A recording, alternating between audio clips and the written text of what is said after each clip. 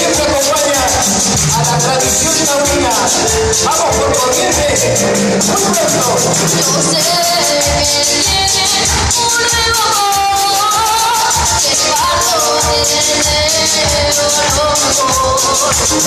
Que mi contraste felicidad, tal vez la verdad de nada, como la flor, tanto más me dices tú, te parece lindo.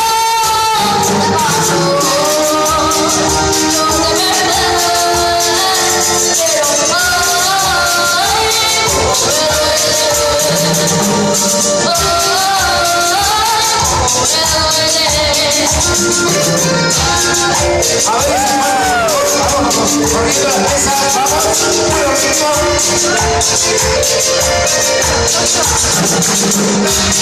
La celebración del año 2018.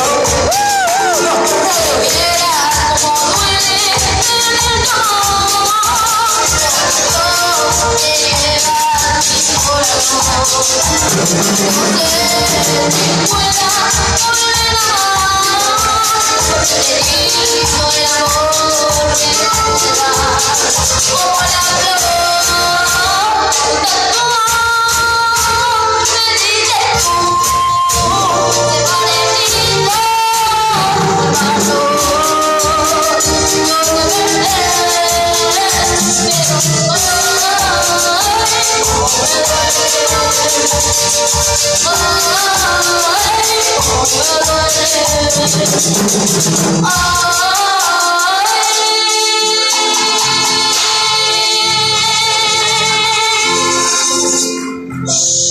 Como me duele.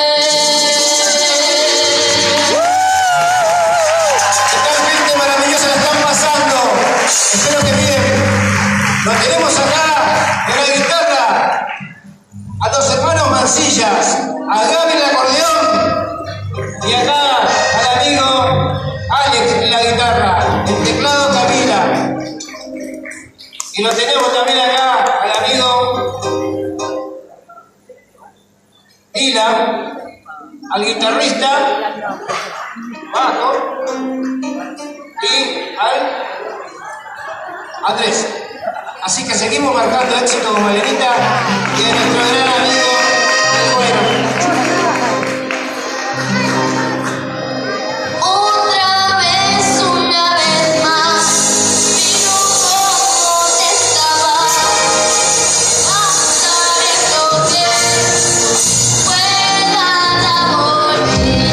Me extrañas cuando rezo, me buscas cuando rezo. Estoy preso de ti.